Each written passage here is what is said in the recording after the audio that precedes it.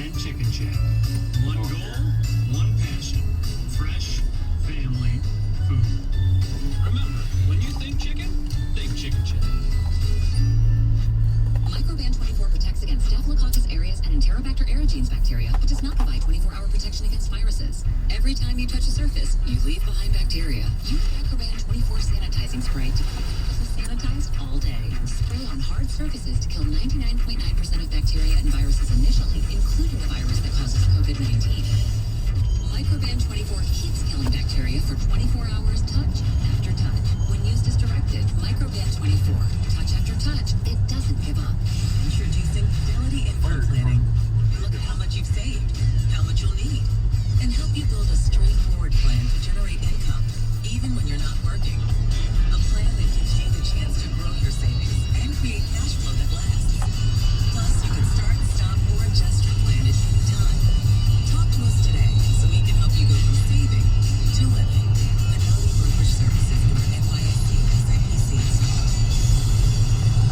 Ladies and gentlemen, today's Olympics man versus train. After crossing the unreckoned 175-pound frustrated man who's running late for work. And on the tracks we have Bull, a million-pound freight train that takes a mile to stop. Let's see who comes out on top.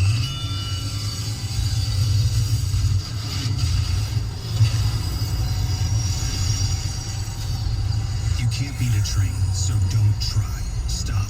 Trains can't. Paid for by NHTSA. Creamy nut butter makes it delightfully sweet. Roasted nuts make it perfectly salty.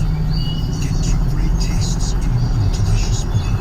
Enjoy a Nature Valley sweet and salty nut bar today.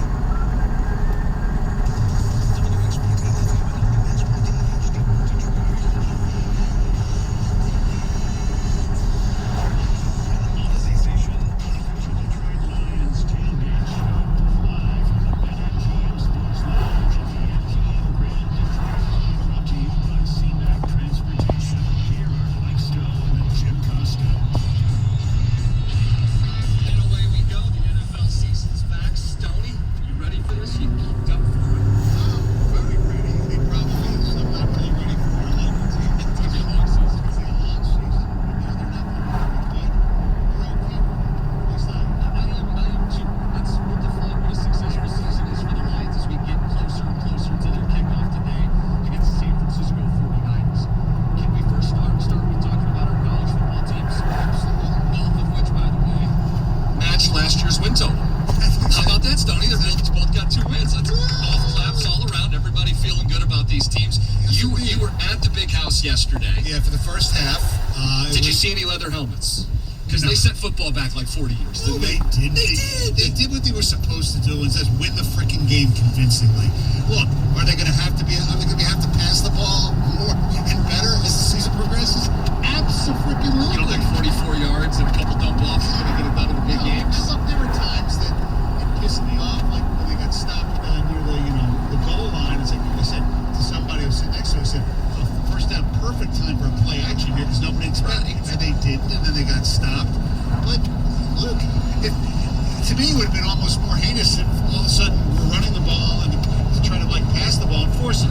Yes, I'd like to see Kate McNamara do a little more. Yes, I'd like to see some of the receivers actually get open. But in a non-conference game, especially against a Power 5 team, granted Washington wasn't that great, just win the game and win it convincingly. And that to me is the most important thing. But Stoney, we've seen this before.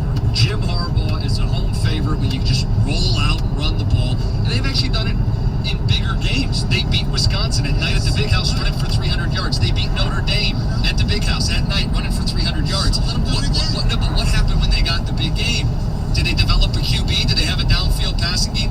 Oh, Washington's corners are good, so we're not going to try. See how that works against Ohio State. See how that works against the big boys and see how it goes. Hopefully this is different. Hopefully year 7 is different. Yeah, because they have the whole coaching staff. Maybe year 8 is when the downfield passing game comes in. They win by 21 points. People are already bashing Harbaugh already. Let it play out.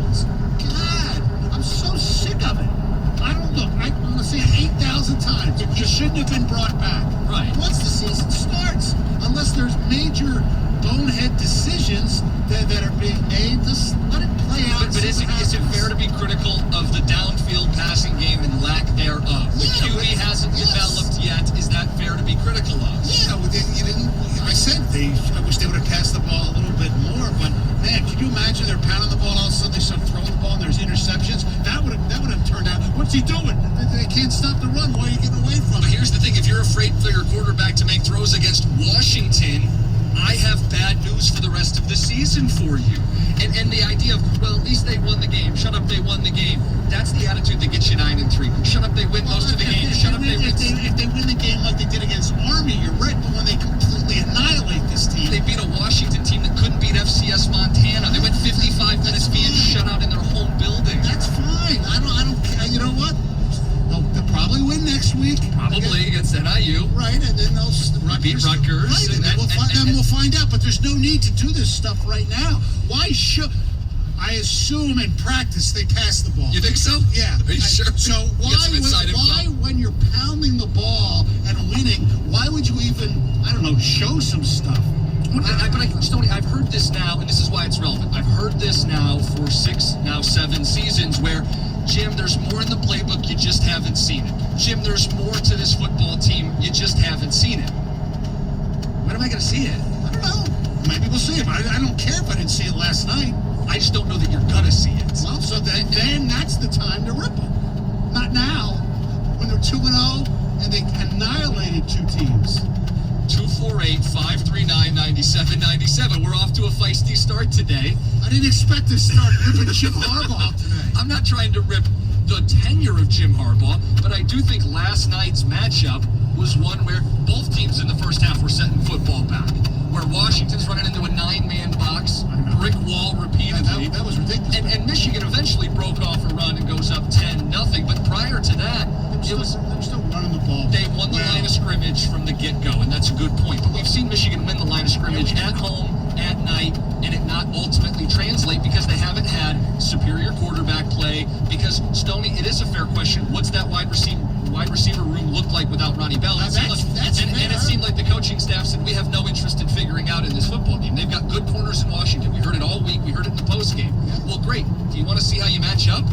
Is it worth taking a shot every once in a while? Yeah, they should. I said they should have thrown the ball more than 15 that's times. all. That's what I'm saying. Is if you want to be a winning team. But to sit and say just because what happened yesterday means that's going to happen again, I don't know. I think that's. But I haven't seen anything to the contrary. Not really. Not in the last couple of years. You're right. I don't disagree with that. But I don't know. God, let them enjoy. Let's enjoy a win. I mean, They are we beat- going to criticize Michigan State because they only beat Youngstown State by 28 points? How much of that one did you see? Because it was in that early window. It was a game they should have I won. was listening on the car. I'm driving down. Yeah. I mean, hey, how come he didn't play Kenneth Walker III more? Where's Elijah Collins? Stoney, Michigan State got what they paid for. They paid Youngstown State to put some highlight tape out there to feel good. But you did see some explosive plays out of Michigan State. I mean, once again, they have a first play of the game is a 75-yard touchdown. You'll take it. I like that. Look, were they more exciting then if we're going to compare Michigan? Yeah, but also the level of competition. Right. Even though Washington are great, they would have beat Youngstown State by 35 too. Oh, and I'm not going to do any cartwheels or tell Michigan State fans, like, you're back. You know, I had Rico call in yesterday. He's like, I think the fans are buying it. I think next week is the game where Michigan State fans, if they're going to buy in, they buy in based on how they play against Miami. I'll say this. They were a corpse, Michigan State, the last couple seasons. Cold, dead on the slab.